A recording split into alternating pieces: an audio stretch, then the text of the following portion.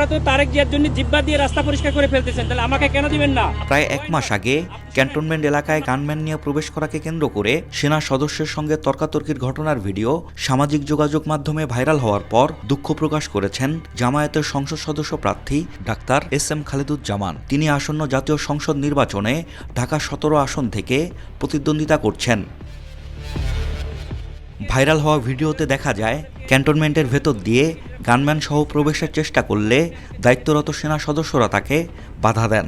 Cantonment এলাকায় অস্ত্র ও gunman নিয়ে প্রবেশের নিয়ম নেই জানানো হলেও এ নিয়ে উভয়ের মধ্যে তর্কাতর্কি হয়। এক পর্যায়ে ডাক্তার খালেদুজ্জামানকে উত্তেজিত অবস্থায় কথা বলতে দেখা যায়, যা পরে সামাজিক যোগাযোগ মাধ্যমে ছড়িয়ে পড়ে এবং ব্যাপক আলোচনা সমালোচনার জন্ম দেয়।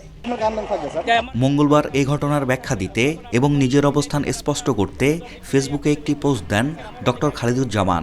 সেখানে তিনি বলেন, বেশ কিছুদিন আগে ক্যান্টনমেন্ট এলাকায় প্রবেশকে কেন্দ্র করে বাংলাদেশের গর্ব ও অহংকার, সার্বভৌমত্বের অতন্দ্র প্রহরী সেনাবাহিনীর দায়িত্বরত সদস্যদের সঙ্গে একটি অনাকাঙ্ক্ষিত পরিস্থিতির সৃষ্টি হয়, যা থেকে মিশ্র প্রতিক্রিয়ার জন্ম নেয়। আপনাদের অফিসারের সঙ্গে আমি কথা বলতে চাই।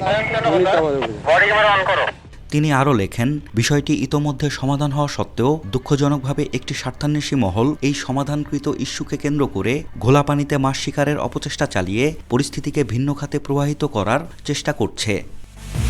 পোস্টের শেষাংশে তিনি ঘটনার জন্য দুঃখ প্রকাশ করে বলেন, যাই হোক, উক্ত ঘটনার বিষয়ে আমি দুঃখ প্রকাশ করছি এবং ভবিষ্যতে যেন এ ধরনের ভুল বোঝাবুঝি আর না হয় সে ব্যাপারে আমি সচেষ্ট থাকব ইনশাল্লাহ। আমি তো আপনাকে সাজ্জাদ শুভ, দেশকাল নিউজ। আপনি যা জান স্যার, কিন্তু আমাদের ক্যান্টনমেন্টে গান নিয়ে অস্ত্র নিয়ে ঢুকা নিষেধ।